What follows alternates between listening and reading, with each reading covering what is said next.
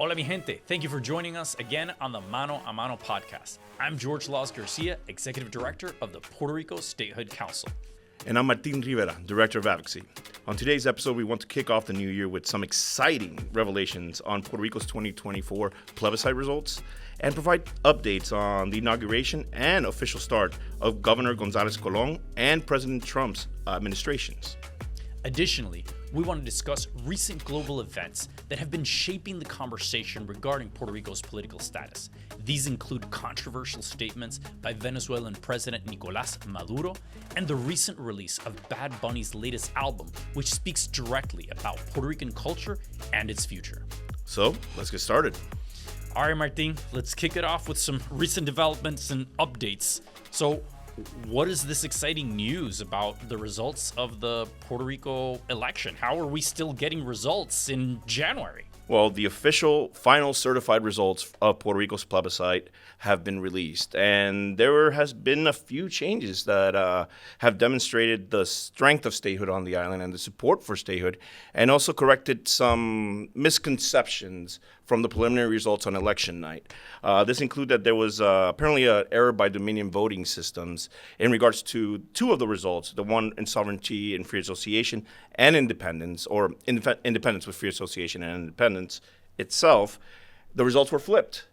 So, Wow. So the narrative that's been going around that, independence has got second place, is growing more than it has ever done, that seems to be a misconception and an error that has been corrected with the official final certified results. So let me get this straight. The Puerto Rico State Elections Commission, which is the one that runs all of the election counts, they finally got the certified results for the election, and now the results that were for independence are actually switched. Mm-hmm. So instead of independence getting the 29 or almost 30%, now it's down to 12%. Correct. And free association now has the 29%.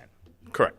And what happened with statehood? Well, statehood actually remained the same, but there was a slight increase in the support for statehood. It was actually 58.6%, which is in the margin of gaining almost 59 to 60% of the vote in Puerto Rico. And you mentioned that independents got 12, but they actually got 11.8%.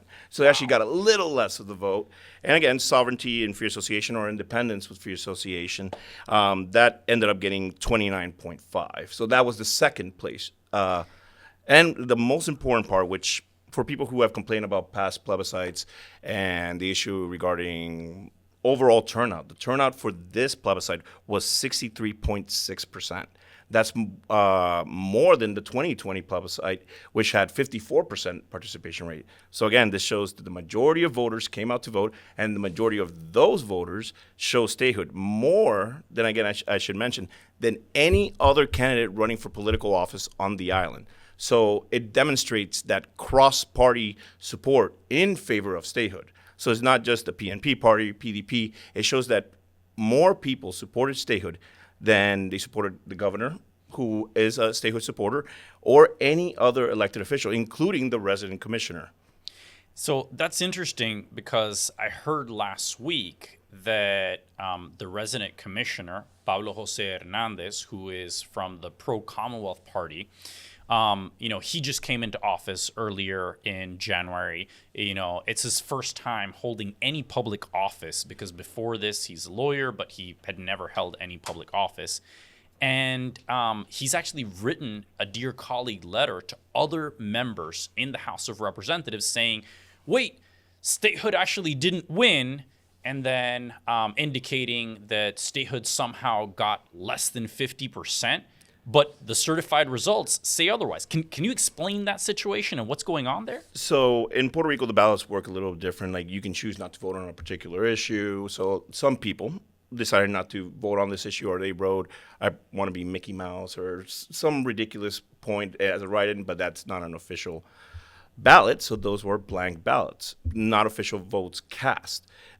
From the actual votes cast, the majority shows statehood. And it's a bit of an insult, even to the people who didn't choose statehood. For the people who actually went out to vote and actually chose independence or independence with free association, he's basically even disregarding those votes, even though the majority of Puerto Ricans want to have that permanent union. He's disregarding everybody and says, let's just give more weight to these blank votes that we can discern what their preference is, whether they prefer independence, sovereignty and free association, or statehood. We can't tell because they're blank ballots, unofficial ballots, and he's giving them more weight than the actual votes cast, which to me, it's a version of election denialism. Yeah. Unfortunately. Yeah, that sounds like a risky proposition for someone who just got elected for the first time ever and who will undoubtedly aspire to some other positions in the future to basically take the biggest group and block of voters and say, your voice doesn't matter. I don't care if you supported statehood. I'm going to deny it, and I'm going to tell everyone here in Congress that what you did and all of your votes don't matter.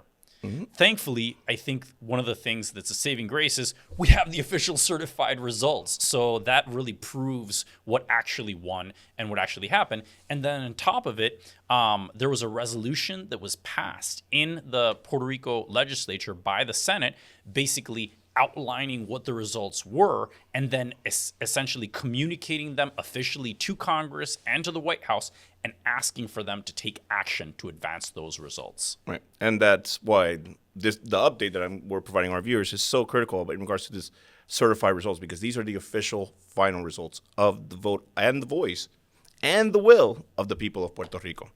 Yeah. So that's a fascinating turn of events right there. And it's going to be interesting to see how the incoming resident commissioner plays this out, because there's a sure way to lose support among the majority of voters, which is telling them, hey, your vote doesn't matter. Yeah, and that won't go down well with anyone. Yeah, being an election denier doesn't go very far. Yeah. Especially when it's with the majority of the voters in your jurisdiction. Right, which he should remember, again, more people voted for statehood than they voted for him. Yeah. So something to remember going forward. So tell us a little bit about inauguration.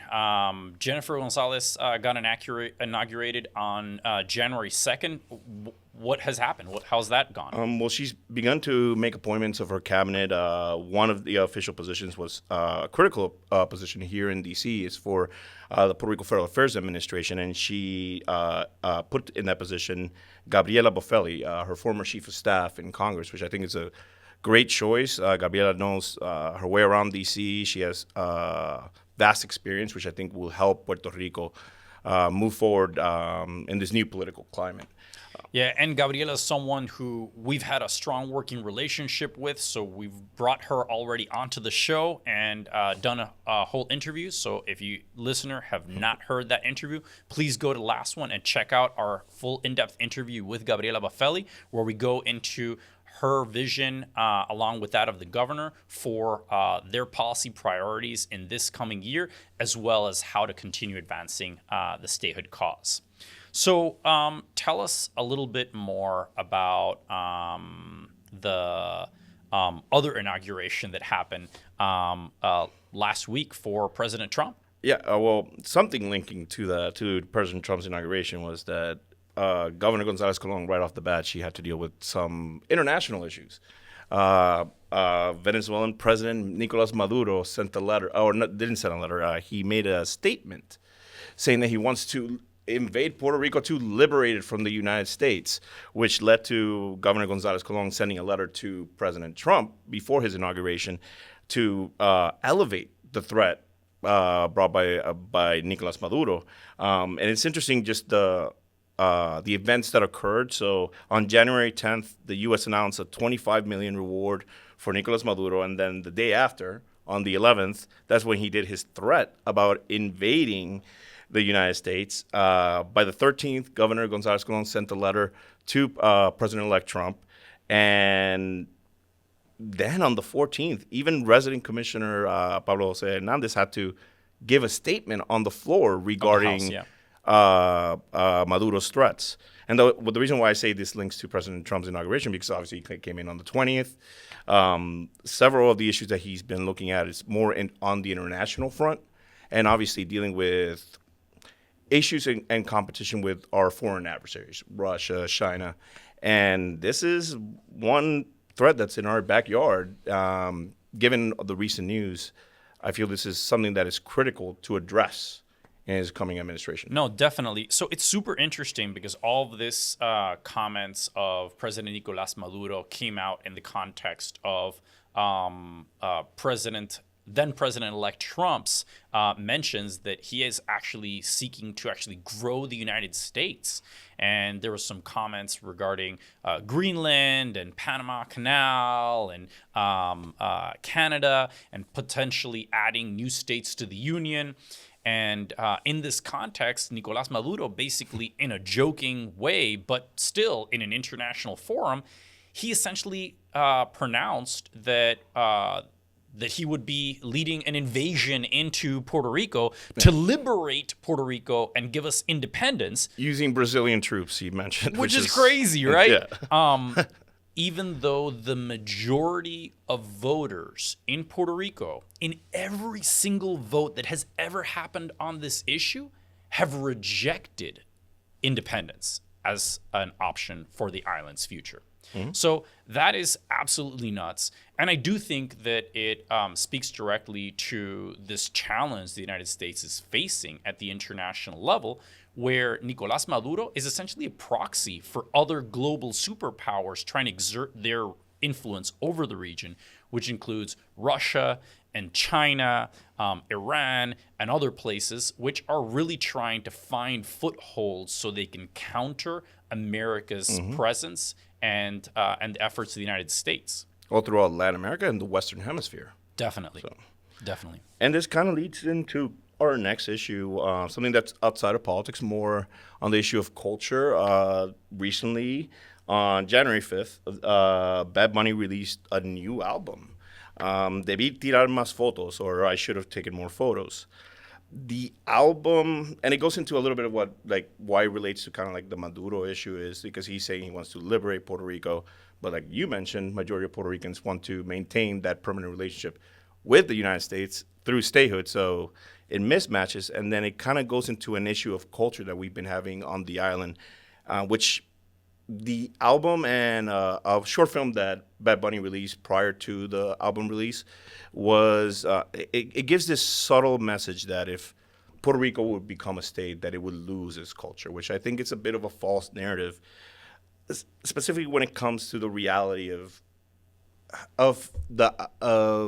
how Puerto Rican culture has thrived in the United States and how we don't lose our culture, we actually impact U.S. culture. I love one of the songs that he has in the album, which is Nueva York, which is, and he says it with the Boricua accent, but it's ironic that it's a song celebrating Puerto Rican culture flourishing in New York, the birthplace of salsa. Yep. Because it was an amalgam of different styles of music that actually brought salsa to fruition, which is one of our pillars of music for Puerto Ricans throughout the nation and around the world. So I find that to be a little bit interesting. And then the one song, another song that he goes really in depth into, kind of like this fear of losing our culture, is Lo que le pasó a Hawaii. In that song, he puts the fear of, like, if Puerto Rico would become a state, we would lose our culture like the native Hawaiians had. And, like, there's something, one thing is, it's a fear that we have to acknowledge that in the past, some of these issues did occur, that in 93, even Bill Clinton issued an official apology to Hawaii in regards to some of the events that occurred when it transitioned towards statehood. But that fails to account that, one, the U.S. has acknowledged those past wrongs, that what the country is today is not what it was back in the 1950s, and that there are certain protections that if Puerto Rico were to be granted statehood, that would actually embolden the people of Puerto Rico to preserve their culture, as other states have, as New Mexico. Because, for example, to keep your language, there's no official language in the United States. It's up to the states to decide their official language through the 10th Amendment. And Puerto Rico's official language are currently English and Spanish. Another example is New Mexico, where they also preserve English and Spanish as the official languages, but also the languages of Native Americans as well, and their culture. So it's fear. At the end of the day, it does feel like it's a fear that we have to overcome and we have to address, because the main fear is that people are leaving the island and that there will be a Puerto Rico without Puerto Ricans. but we're disregarding the main reason why people are leaving Puerto Rico, and that's the economic downturn that is directly linked to the political status of the island. And if Puerto Rico were to be a state, that would change. So, I think that this album release has actually been incredibly impactful because it has expanded the scope of the conversation about Puerto Rico's future and its culture to an entirely different audience that was just completely unengaged with this. So you really have to take your hat off to Bad Bunny because he's using his public persona, his high profile, and all of the attention that he gets from the media to highlight the fact that Puerto Rico is still a territory that is being treated, unfairly and unequally under the current territory status. That's a colonial relationship, and that's wrong. And in that, we can agree with him. That's a reality. But I also think that it's critically important that we look with a lot more detail and a lot more analysis and thoughtfulness at some of the fears that are communicated in this album that are being generalized, but that don't actually represent the lived reality of people in Puerto Rico, as well as their actual stated desire for what they want for their future. So, for me, I think that the whole concept of being afraid that what happened to Hawaii would automatically happen to Puerto Rico misses a few really, really important facts about Puerto Rico that are different from Hawaii. First of all, Hawaii was its own independent kingdom before the United States, took over, eventually making it a U.S. territory, and then eventually, in 1959, making it a state. Also, when the United States offered statehood to Hawaii, Hawaii wasn't ever offered the path to independence, right? Hawaiians never had a plebiscite with non-territorial options other than statehood on the ballot. And in Puerto Rico, in 2012, in 2017, and then again now in November 2024, we've had ballots where voters have been asked, do you want independence? Do you want independence with free association? And every single time, voters have said no. We actually prefer statehood. So it's interesting because there's a parallel between what Nicolás Maduro is doing and saying and what Bad Bunny's saying, which is, Puerto Rico should have independence because it's the only thing that will grant people the freedom that they want. But it misses out on that critical element of consent of the governed. And the only non-territorial status that the majority of voters in Puerto Rico have consistently given their consent for is statehood. And just to touch on what you just mentioned, because it is to the differences between Hawaii and Puerto Rico. There's similarities, but also the difference, the size of the population. That native Puerto Ricans are the ones that are voting in favor of statehood. It's not being imposed on Puerto Ricans. Puerto Ricans are choosing through the ballot box, again, voluntarily, voluntarily, and they have chosen, the majority of them want that permanent union. So those are the main differences. And then when you get into the fear, like my question is, given that Puerto Rico right now has less rights, less protections as a territory, and there have been past attempts to curtail Puerto Rican culture, like La Ley de la Mordesa, and that we couldn't fly our flag as a territory. And let's just say that didn't sink in. You're telling me now that if Puerto Rico were to become a state with more power, with a full representation in Congress, the right to vote for president, and constitutional rights such as the 10th Amendment, that our culture is going to be diminished more when those past attempts as a territory failed. You're telling me as a state with more power, that it just makes, to me, that it's unfounded fear. And that's why I think, why would statehood, which guarantees more rights and protections, further dilute Puerto Rican culture? Yeah, no, it doesn't make any sense. And it also doesn't make sense in terms of the population. And you mentioned this briefly. The main threat to Puerto Rico's population right now is people moving from the island to the states. So from the period of 2000 to 2020, Puerto Rico saw more than 12% of its population reduced. almost the entirety of that 12% moved stateside, many of them to Florida, Pennsylvania, New York, Texas, all these other states. Now, that severely impacts the island's culture because you're losing your population, you're losing your labor force, you're losing your tax base, you're losing your economic demand, and that means that there's less money to circulate in the economy for people to be able to invest in cultural activities, events, in education, and all these types of things.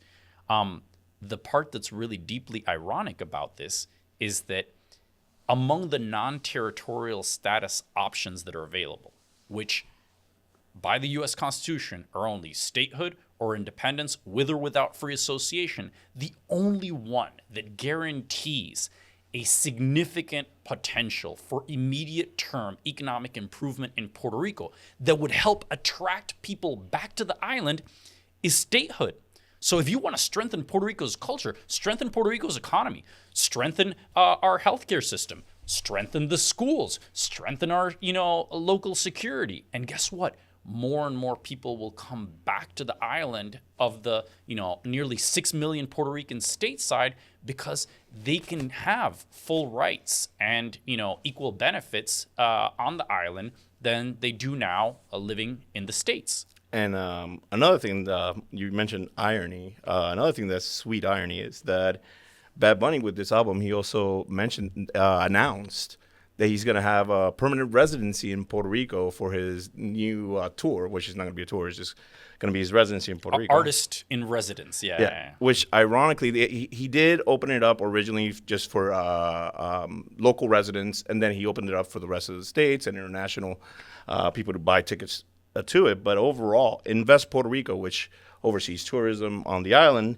they said that it could bring up to $8.7 billion in revenue, which is ironic because it's tourism dollars coming into the island. And where are those tourism dollars coming from? U.S. Visitors from the States coming to the island. And then in all of his content in this video, he's implying that if people from the States come to the island, it's going to, devastate our culture. So which one is it? Were we supposed to celebrate Bad Bunny because he's bringing in, hundreds of thousands of tourists to the island? Or are we supposed to decry that those tourists are coming to the island because they're going to negatively impact our culture? You can't have both things, say them at the same time without basically contradicting yourself. Again, sweet irony. Definitely. Well, it's going to be interesting one way or another to see how all of this plays out. I do have a great deal of hope that all of the people who are listening to Bad Bunny's albums, getting engaged on the issue, that they actually take some time to learn more about this, to actually hear from people who really know about this issue in depth. Granted, Bad Bunny's got a huge megaphone, and that's fantastic, but there's a lot more nuance that all of his historic analysis and all of the different things that he put on the albums really misses.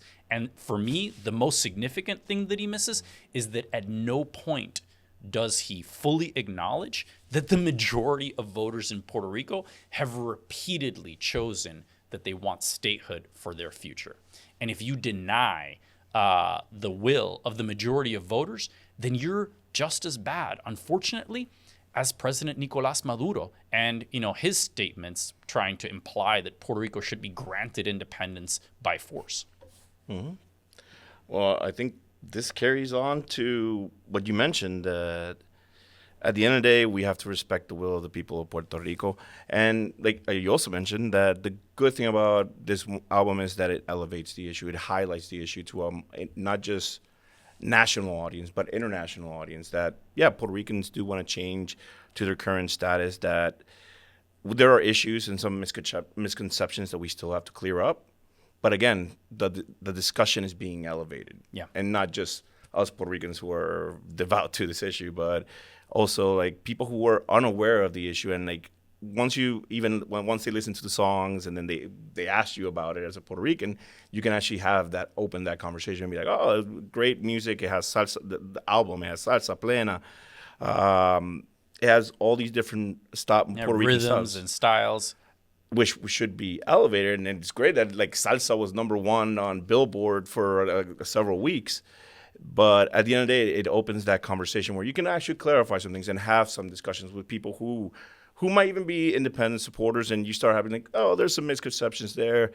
But at the end of the day, it elevates this conversation to a point that we can actually start finding solutions out of the current territorial status. And that's really critical, not just for people in Puerto Rico, 3.2 million U.S. citizens, but it's actually something that's critically important for the entirety of the United States. Because at a moment in time when President Trump, the new president who's going to be in power these next 4 years, is talking about the United States growing again and about adding, potential new states and all of these things, America can actually reflect on its past experience, with acquiring territories like Hawaii, like Puerto Rico. And I think the fundamental value that lies at the heart of what will make whatever decisions America makes with the acquisition of new territories successful is that we stick to our core founding principle of government by consent of the governed. So if you want to expand the United States, Puerto Rico's ripe for the picking because the people have already given their consent to that. And if you want to establish a relationship with Greenland, there's good models that you can do that under without having to do a military invasion. And those may include free independence with free association, where they get to have their own country and they get to consent to doing that, and the United States gets to build an exclusive national security focused relationship with those people, where we provide them security, they provide us access to this critical resources that they have in their country, and that way there's a consensual relationship that is there, that is at the heart of it. And I think that, these are the ways in which the Puerto Rico issues can also help to inform and elevate the conversation about these other conversations that are happening now that will inevitably shape America's future for years and decades to come. Couldn't have said it better. Thank you so much, Martín. Well, thank you, everyone, for joining us on the podcast today. We would like to urge you to please hit like, hit subscribe, leave your comments, leave us a review on the podcast. Every time you do that, it helps us grow our audience and share this great content with new listeners. Thank you so much.